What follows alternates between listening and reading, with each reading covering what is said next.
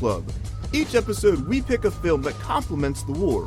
We then review it under a series of categories and ultimately tell you whether we think you should pass, rent, or buy.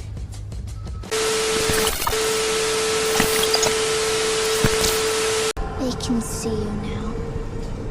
They know what you did. Move! Move!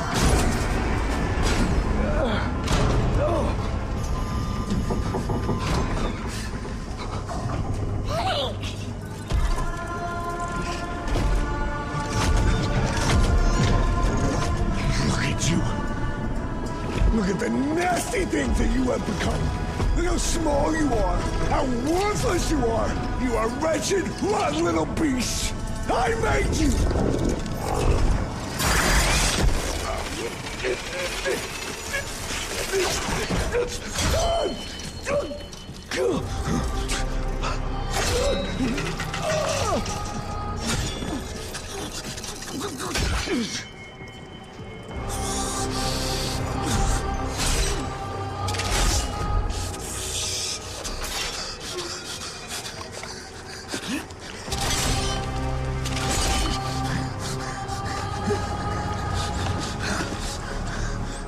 I always come back.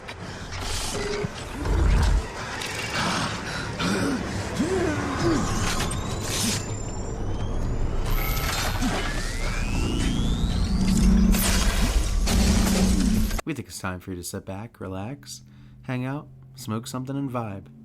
It's time for Horror Club, our movie review done book club style. Let's discuss how this works. Much like with the war, we have a series of talking points that include acting, gore, kills, directing, pacing, writing/plot, killer or killers, cast, and soundtrack. If those categories sound familiar, it's because they are. We basically use a lot of the same things we do from the war because we find them to be the simplest and best way to come to our conclusions. With that said, let's talk about it. The movie name is Five Nights at Freddy's. Woo! Woo! Release date October 27th, 2023. Runtime 1 hour and 50 minutes. Budget $20 million US. And considering this is live and we don't know what the final box office for this movie is going to be, I am looking up right now, and we have Saturday AM. Universal Blumhouse's Five Nights at Freddy's is meeting the expectations of all those crazy projections that were out there. Since yesterday midday when we saw $68 million, the Emma Tammy directed feature take of the video game, which is also co-written by the game's creator Scott Cawthon, is looking at $78 million weekend. Some have this movie opening at Oppenheimer's $82.41 million, and saying that the movie is going to basically leg out at $300 million. That is fucking crazy. Yeah, that is wild. But it's Five Nights at Freddy's. Yep. People have been waiting for this movie for 10 fucking years. And god damn it, were they in for a treat. Mm-hmm. With real quick, spoilers. As of course that fucking happens at the same time. Spoilers. There's going to be spoilers. If you don't know the story of Five Nights at Freddy's, spoilers. If you do know the story of Five Nights at Freddy's, spoilers. This is our review of the movie. Earlier in the year, we did Evil Dead, but we did it for HorrorTube, and we did kind of like a non-spoiler review. When it comes to Horror Club, just like with Evil Dead Rise and Horror Club, we talk about it. So just letting y'all know ahead of time, go to about 10-15 minutes into the episode if you don't want to hear us discussing Five Nights at Freddy's. So right now, we don't know the final total, but that's the projection for it. Production companies Blumhouse Productions and Scott Cawthon Productions, produced by Scott Cawthon and Jason Blum. Screenplay by Scott Cawthon, Seth Cudback, and Emma Tammy. Directed by Emma Tammy. Cinematography by Lynn Moncrief. Edited by Andrew Westman and William Polly. Music by the Newton Brothers and the Living Tombstone. Plot. A troubled security guard begins working at Freddy Fazbear's Pizzeria while spending his spending his first night on the job, he realizes the late shift at Freddy's won't be so easy to make it through. Starring Josh Hutcherson as Mike Schmidt, Piper Rubio as Abby, Elizabeth Lale as Vanessa, Matthew Lillard Matthew fucking Lillard, man. as Steve Raglan, Mary Stuart Matterson as Aunt Jane, Kat Connor Sterling as Max, David Lind as Jeff, Christian Stokes as Hank, Joseph Poliquin as Carl, Lucas Grant as Garrett, and Theodis Crane as Jeremiah. What a fucking brain name right there. Must-read film fact. The animatronic characters were performed by puppeteers from the Jim Henson Company. For shots where the characters weren't moving, the puppeteers would control both the head and body movements. In the rare instances where a character would walk or dance, a stunt performer would don the costume while the puppeteers controlled the heads remotely. That's cool. Yeah. I did not know that. Yep. This is a big old Jim Henson production, man.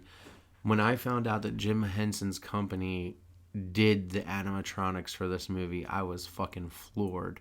There's some behind the scenes videos. There's some more trivia regarding that. Huh. But of course, we only could, put one in. Right. I didn't want to put 5 or 6 in because we'd be here for fucking ever with it. On that note, the other bit of trivia that I wanted to discuss real quick is the movie has already made its budget back. I know I said it a couple times earlier before we recorded, but I wanted to put it out there. What was his name? Jason Blum? Mm-hmm. Jason Blum already said in an interview that the $20 million that it took to make Five Nights at Freddy's has already been recouped from them doing the Peacock streaming and all that stuff. That's awesome. So with the box office being projected at $78 million for the fucking weekend, that is crazy good. It broke Thursday records. It broke Friday records. And the fact that it's streaming on Peacock, too. I want to know what the Peacock streaming numbers are because it broke those numbers as well. So I'm super excited to talk about this. Same.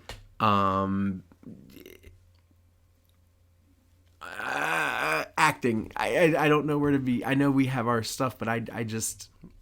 I mean, it's acting. good. It's better than I thought it would be. You know what I mean? All these years, it's like, man, why is it taking forever to make this movie? Right. And now it's finally here. It's very good. I think it took so long because Scott Cawthon wasn't fucking around. Yeah.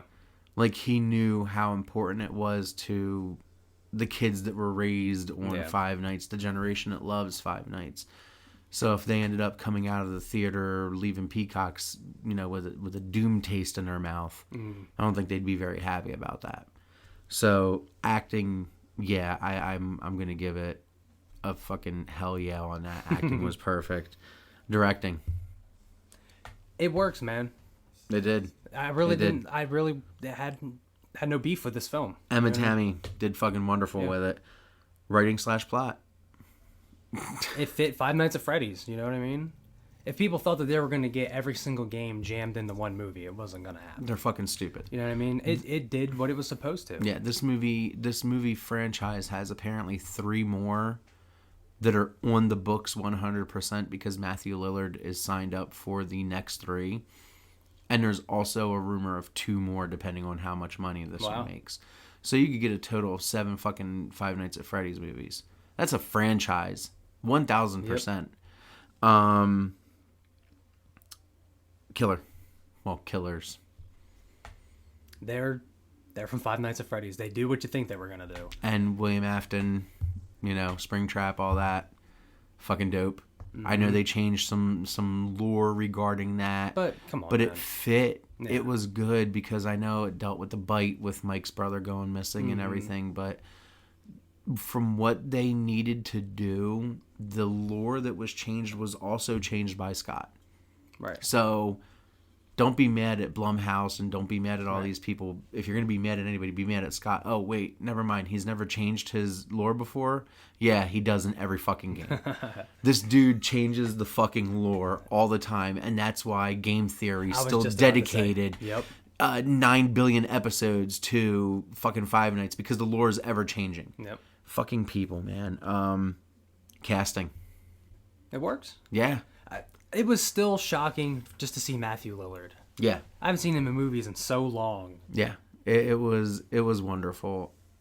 And to see him, like I said, one of the trivia parts that I did read before this, which I didn't pay attention to, when he fucking wiped the knife, he did it like he did as Stu in Scream. That shit was fucking amazing. Like, I just, soundtrack.